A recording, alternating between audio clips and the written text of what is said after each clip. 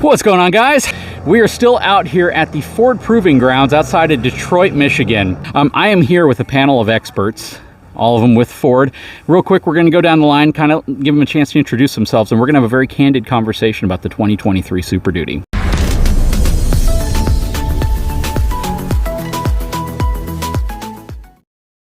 All right, so would you like to start, Andrew? Yeah, I'm Andrew Cunahan. I'm the Chief Program Engineer for Super Duty. And you have a British accent, which means you're super smart. All right, we got Aaron. I'm Aaron Bresky. I'm the Vehicle Engineering Manager for Super Duty. And I'm David Demuth. I'm the Vehicle Integration Supervisor for Super Duty. Spent a lot of time with this guy. Yep. All right, so we got just about everyone we need here to answer all the hard questions. So the first question people are typically going to ask, because there's a lot of folks, anytime you go out to buy a new truck, you watch tons of YouTube videos, you read tons of articles online, and you go to all the forums and you wonder, is it the right truck for you? So if you're currently a Ford Super Duty owner, let's say that you have the last generation, the 2017 through, I guess you could say 2022, but you guys made some pretty noticeable interior changes in 2021 to that truck. But let's say you have a 2017, like I have, truck. From an interior perspective, we've done a lot of videos on the interior, all the cool technology, all the comfort features. It's totally new. The interior of this truck is just, there's nothing that even resembles the 2017 interior, especially from a technology package, the screens, the stuff. I mean, we made a video together where he just showed me just a glimpse at some of the cool technology inside of the truck, and it took a whole video just to go over that. So we know what the interior is about. We know the massaging seats, all of that cool stuff. But from a chassis and an engine perspective, we understand the horsepower, 500 horsepower, 1,200 pound-feet of torque, which is absolutely insane. But is it truly something that you believe someone with the 2017 truck will want to migrate to? Will they notice that difference? Yeah, so let me start. I would end up saying, so 2017 was the first time that we ended up going to the high-strength steel, fully boxed frame. So it was a great architecture to build on the platform for Super Duty. So that similar architecture is used into the 2023 model year as the architecture and the footprint. However, there's many changes that have been brought into it, right? There's enhancements to the back of the truck, especially around towing. Both the fifth wheel and gooseneck crossmember have been upgraded, the attachments. There's also great improvements in the conventional hitches.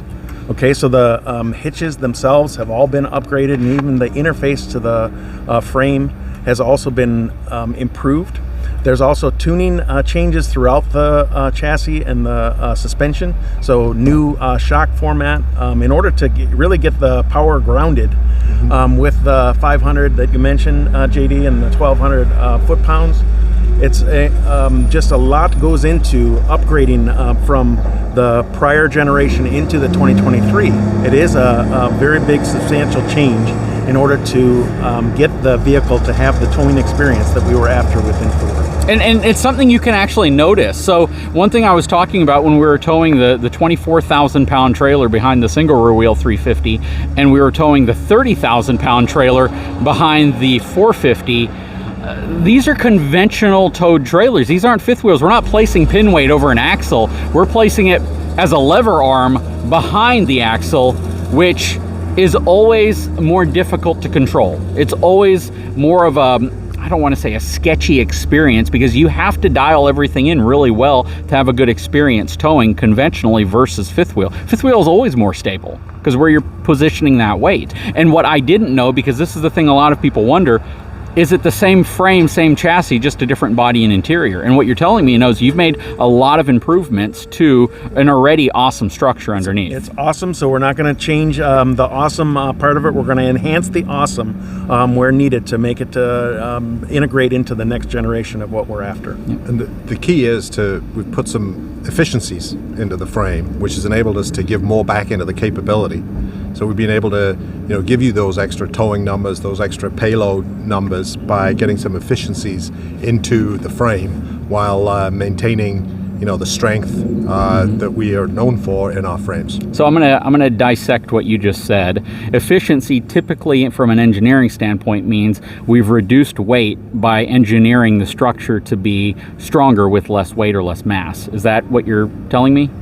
Slightly? That's the message. Yes. Well, and I saw this because I was looking at the door stickers on all of these trucks, And my 450 King Ranch, which is technically a lower trim than the Limited that's out here, has a lower payload capacity than the Limited truck that you have out here, the 450, by like 400 pounds. So the only way you can accomplish that is to lower the curb weight, so you can give yourself a number to get to that 14,000 pound class 3 designation, which is really cool, which means you are removing weight. But here's the thing, a lot of people are going to say, well, did you remove strength?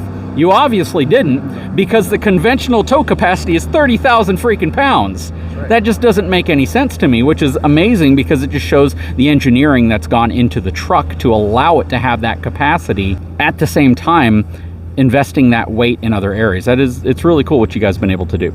Okay, so I don't want to be the only one talking here, so I'm going to ask some more questions. So from a powertrain perspective, 6.7 liter high output, right?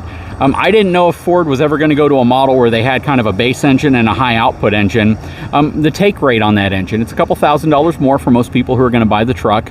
Do you feel that most people are going to opt for the high output, or do you figure they're going to go for the standard 6.7 liter, or is that kind of a question up in the air at this point?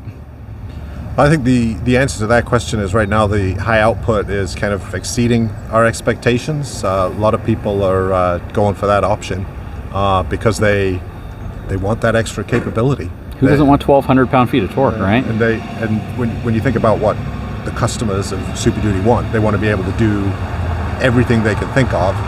And if they've got the opportunity to get that high output diesel, that's what they're signing up for, and that's what they're ordering. Yep, and that's the truck that I ordered. It has the high output, but you often kind of wonder, though, I guess from a fleet perspective, you know, some fleet managers, they may not care about high output. They just need a reliable truck with a good platform, and they might opt for the standard one. Or if you're looking to really save some money, you want to get an XL and an XLT package, and you don't want a high output option, you want to save some extra money, I guess it gives you that option as well, while still giving you a ridiculously powerful platform, which is really nice. Next question is going to be related to one that's hard to talk about with Super Duty, and that's fuel economy.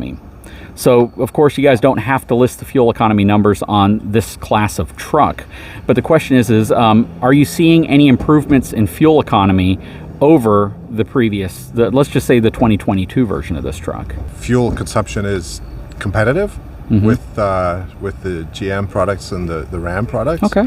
And it is really difficult to put a number on it, because everybody's using these vehicles for different things. Yep. Well, 90% of people tow. Right, and it's difficult to say whether they're going to see an improvement or, you know, they're going to see some degradation. But overall, from the way we look at it, we're very competitive with our competitors. Yep, and I bring this up from not from the standpoint that I ever expect a Super Duty to perform like a half ton in terms of fuel economy, but the fact is that I know what my truck gets. I know what my fuel economy is when I'm just normally driving it. I know what it is when I'm towing it. And I have my wife sitting next to me sometimes wondering, saying, well, why does this GM, 2023 half-ton truck with this 3-liter get like 30 miles to a gallon, but our F450 get like 14 miles to a gallon? I say, because that truck can't do what my 450 can do. It can never do it. That diesel engine was built exclusively for fuel economy and light towing. When you have a Super Duty truck, people are going to tow heavy, and they don't want to be limited by a fuel economy number, just trying to get a number up there if it restrains the truck's capabilities. And I think that's what it comes down to. There's an expectation that people want to get as much range out of their truck as possible. So that's the next question. 49 gallon tank, I think, is what my truck has. Do you know if they've changed the fuel capacity on any of these trucks, or is it still offered all the way up to about 50 gallons? It's still, what's our max capacity is 48 on the long wheelbase trucks, both gas and diesel, and we have a 34 gallon on the shorter wheelbase, the 160-inch wheelbase, which is over here, is generally the tank sizes that we have. So their tank sizes are generally unchanged. Now, back to the point where Andrew was saying with some of the fuel economy is we have seen instances where we're getting potentially over 20 miles per gallon just driving around in F-250s unloaded. And Aaron and I just came back from a trip to Kentucky, and we were actually kind of shocked at the fuel economy that we got. So the driving range is pretty good on these trucks. And a lot of it plays into what gear ratio you're getting on a truck, what you're towing behind it. I mean, they're big trucks. They take up a large footprint going down the road. So, no, I totally get it, but there's going to be people out there, and they're going to wonder, am I going to get better fuel economy today than I got in 2017? And what I'm hearing, and correct me if I'm wrong, is it's probably going to be about the same as what you've been getting. But the 10-speed transmission, though, that's probably going to give you better fuel economy because you're going to be in the right gear at the right time for whatever application you're doing. Absolutely. Yes. Yeah. So if you're comparing back to a 2017, the 2023 will get better fuel economy. Okay. Yes. Fair enough. No, I appreciate that. I actually was surprised at how much more comfortable the actual driving experience was in your 2023 450 hauling the crew cab 450, the limited, versus my 2017, and that goes a lot into the shocks and the suspension, what you've done. I didn't think there was much of a difference, but boy, it really drives smoother than my 2017 did. And even though the trucks look very similar, so that was really cool. We noticed that unloaded too, where the trucks now have become quite a bit more plush with our new shock tuning, and the ride quality is actually pretty good for driving around a 3/4 ton plus truck, and it's pretty amazing what the capability and the plushness of the truck is. So we're quite proud of all the work the team did to go and develop the shocks to complement the truck. I appreciate it. Anything else you guys want to mention before I throw a hardball question at you? Hey, so Super Duty, as you mentioned, JD, already is, it's so focused on the technology, but also the capability. We've already been through so many of the capability factors.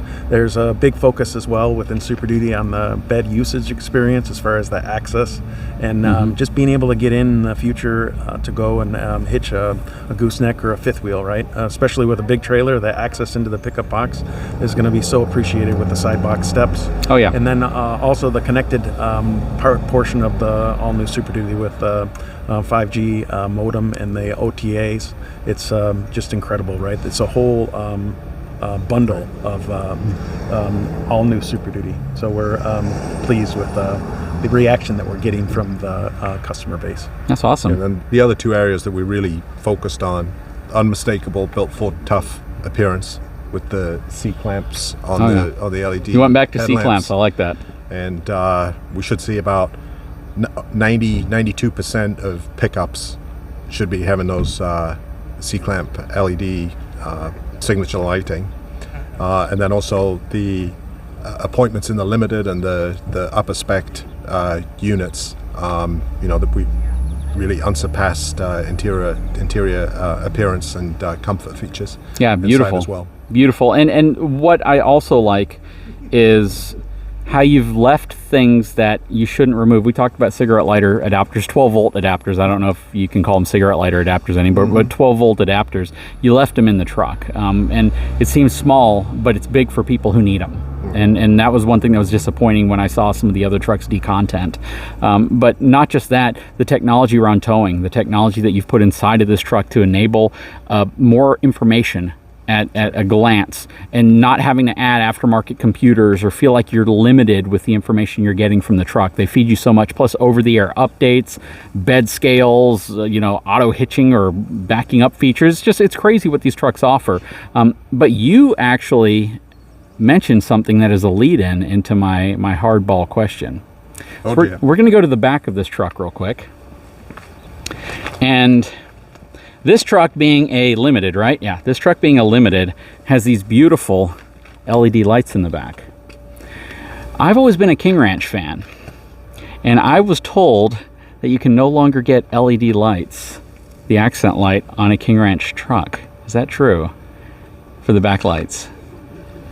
The way the pickup is set up right now, these lamps here are available on Platinum and Limited. I'm going to miss that. Well, I'm getting a Platinum, so I'm going to have them. But yeah, the King Ranch, my current King Ranch did have the LEDs right there, so that's the only reason I bring that up. But that's my JD, I would question. end up telling you and their listeners is that we're always conducting research right here at Ford. So there's opportunities for improvements. I would pay more to have them on a King Ranch. But yeah, so I was just a little shocked because when we dropped the tailgate at another thing, I saw them flashing. I was like, those are incandescent. Those aren't LED. But you can still get them on Platinum and Limited, which is really nice. We also have now auto leveling headlamps too that are coming in that will help load level. When you have a load in your truck or a trailer on it, that will level the headlamps for you. I did not know that, and maybe if I knew that, I forgot about that, but that is huge, and I'm so glad you brought that up, because everyone knows the minute you load your fifth wheel or your trailer over to the back, you're blinding everyone in front of you. Exactly. Ram came out with their turning headlights, which I think was not, I didn't even care about those. I don't know really why they put those on there, when the whole time what the truck industry has needed is auto leveling headlights. That is absolutely game changing. You should have told me that at the beginning of this video. I was so overwhelmed with everything else out there to show you that, yes, we forgot, but I wanted to make sure you got that. Yeah, auto leveling headlights. I'm going to talk about that in another video now. Thank you. But no, that is awesome. Gentlemen, I really appreciate your time. Thank you so much. You have a beautiful truck loaded to the gills with technology. I told you later, I don't know where you go from here. Where do you go in 2027 or 8 whenever you got to figure out what new gizmo to add to the truck? I can't imagine what else you guys are thinking of, and I'm sure you got a whole whiteboard somewhere with ideas of stuff to add, but I can't imagine where you go from here. Auto up down tailgates and truck that hitches itself or backs up to a trailer itself and scales, and man, it's incredible what you guys have done. So definitely a big fan of the product. Thank you so much for your time. Thank you. Thank you. Thank you. Guys, if you haven't had a chance, please take a moment, subscribe to the channel, give me a thumbs up. We'll talk to you again real soon.